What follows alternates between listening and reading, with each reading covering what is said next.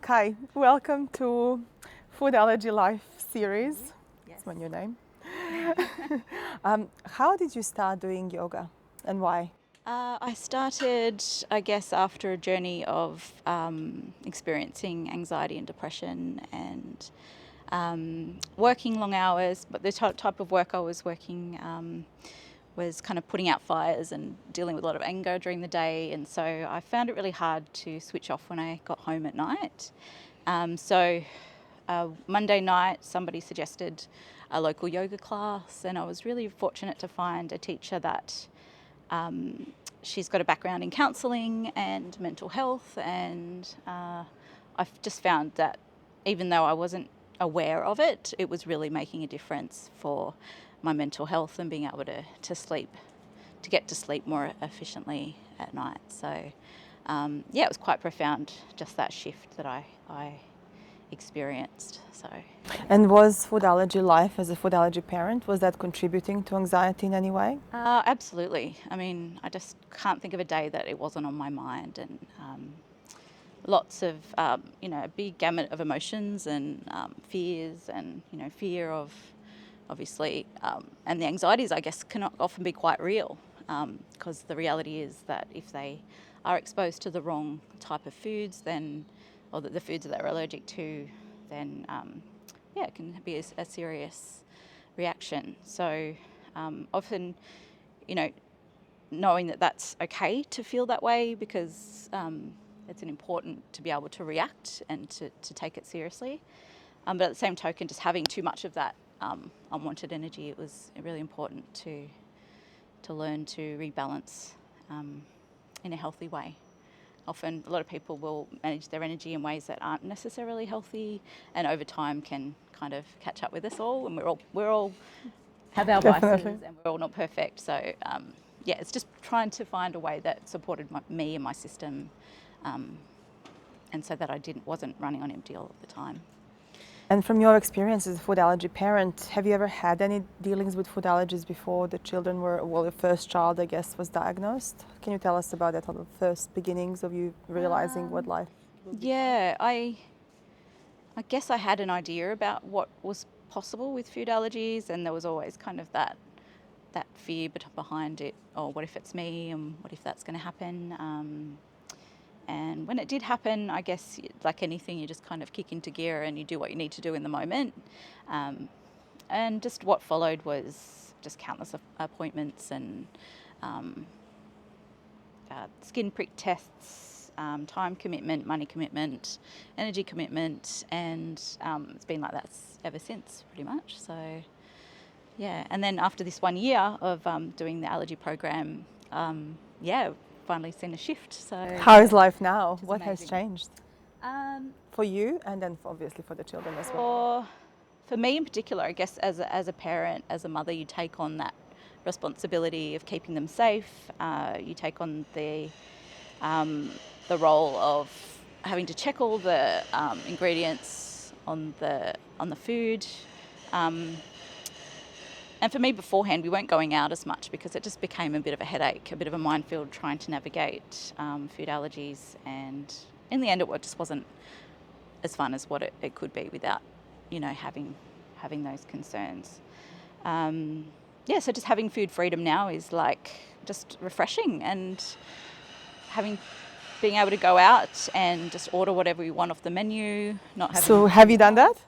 Have you fully experienced full freedom? And I've just been catching myself, just ordering whatever, or just like saying, what do you want on the menu? Oh no, you can't have, instead of saying, oh no, you can't have that, or we need to check.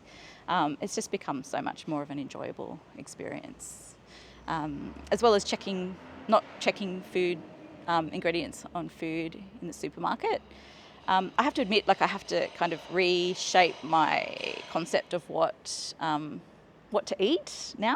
Wow. Because for so many years we were eating certain foods and certain recipes, and now I've got to kind of open up. There's a whole new world of food that we can be experiencing. Full freedom. Yeah. And what about for their mental attitude? Has that really changed the food freedom? How has that changed their outlook on life? I would say there's been a big shift between beforehand, which we were kind of a little bit more in survival mode at times, and to a sense of thriving, and to a sense that we are, I don't know, I've just seen a real confidence shift in my kids, and yeah, it's like the sky's the limit a little bit more, so that they're not so kind of Scared, perhaps. scared or feel stuck in what they can and can't do.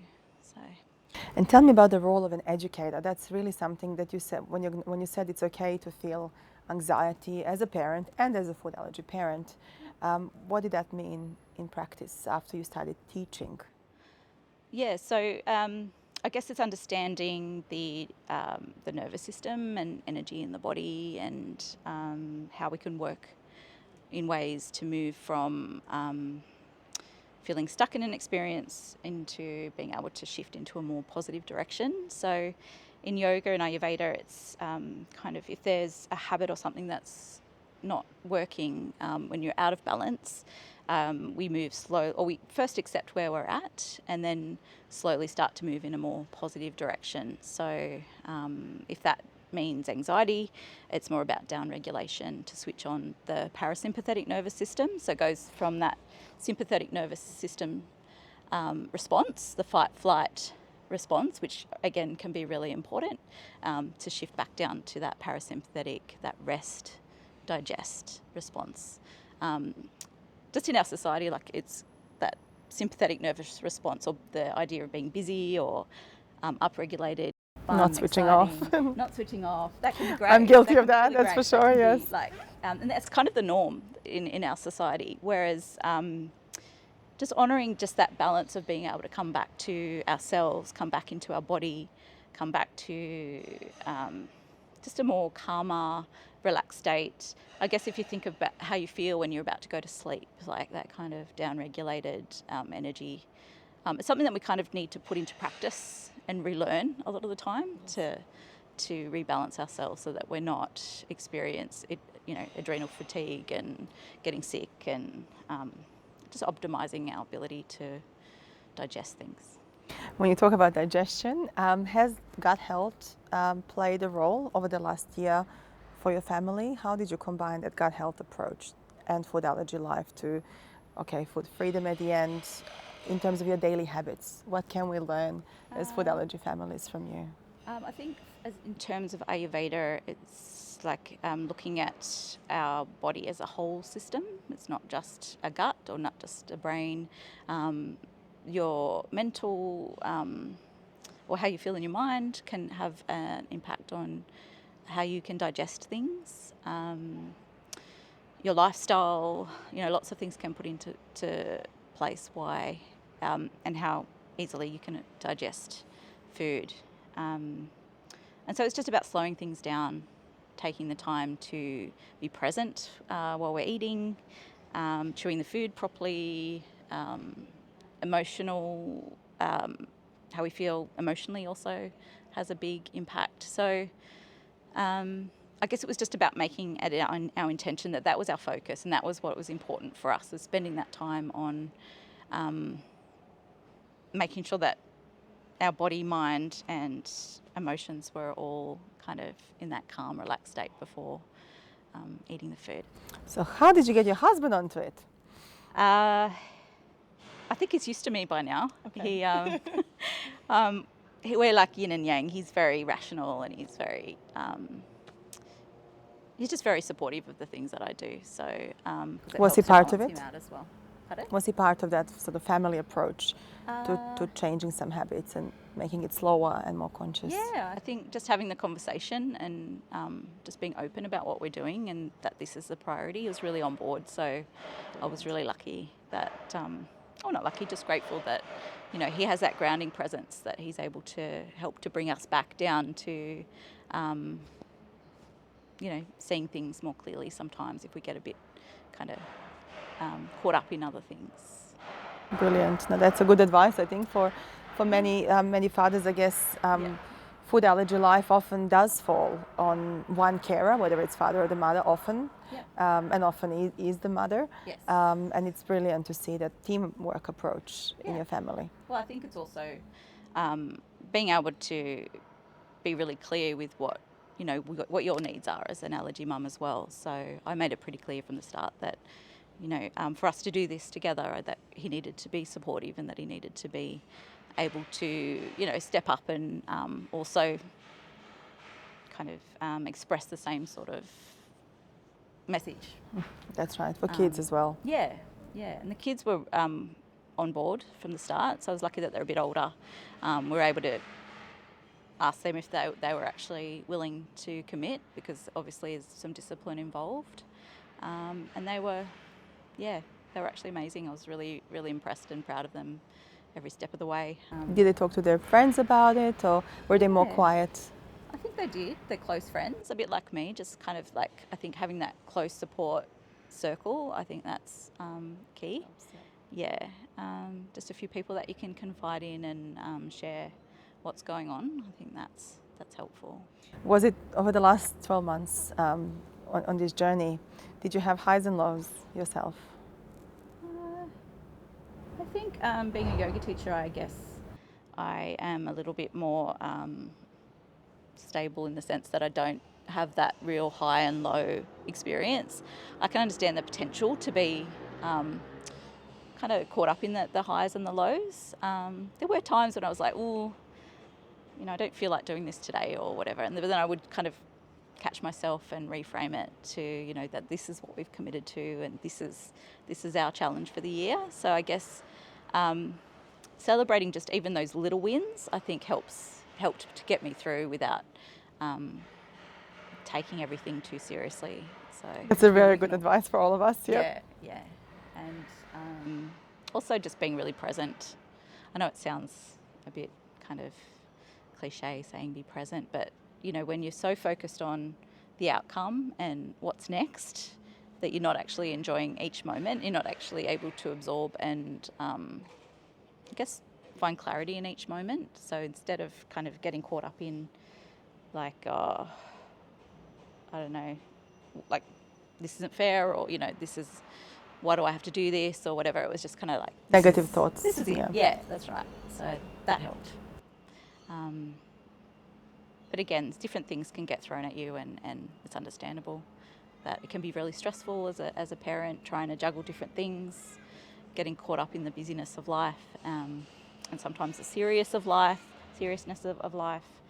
But of course, also everyone's situation's different. So there's those financial challenges. Some people, can really have struggles.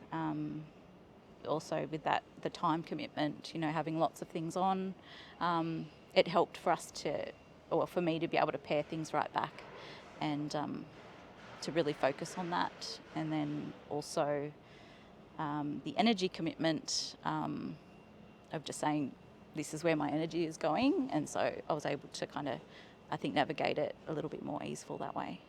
So when you were driving to Sydney, when kids were maybe complaining about the ride, this was a priority. Enjoy the moment. Yeah, we're doing this together. Yeah, and again, I just think having that conversation with them and reframing about the importance of what we were doing, and that it was only for a certain amount of time potentially, and that I guess even that whole idea is that it wasn't even just for ourselves. Like, it's kind of that bigger picture of making a difference for somebody else that might be going through these sort of challenges, or to make any improvements for the next generation as well. So, yeah. And thank you. This is the reason sort of why also we would like to talk to you today, and also see for other food allergy parents, in particular food allergy mums, what kind of sort of optimal approaches there could be, including through yoga and Ayurveda approaches to their own mental health. Because mums are the sort of columns of many families, not to say of every family, but of many families. And if a mum is struggling, the whole family usually struggles. And in your work, you must have, I guess, seen a lot of that change for parents who go through your program. Yeah, I think, as being that kind of pillar of strength and support for everybody else, being the mother, It's also just as equally important to understand your own strengths and weaknesses and to ask for support when you need it. So sometimes that's the hardest thing. I've struggled through things before in the past, and I guess it's kind of trying to show that resilience and strength for everybody else, and to make them feel like, you've got everything. I think it's okay, and to say, I'm human, I have struggles, and this is my struggle today, and I need your support today. So even with my kids, I'd be like, today I'm not coping very well. I have this, and this on. I would like you to please step up and help with putting the washing on the line, or some sort of chore. And I guess I could be doing that more often, but they knew that when I really asked that question, that I really genuinely needed that. So I guess it's just, having that conversation and being really clear about, what you need and why you need it is super, super important. Thank you for sharing.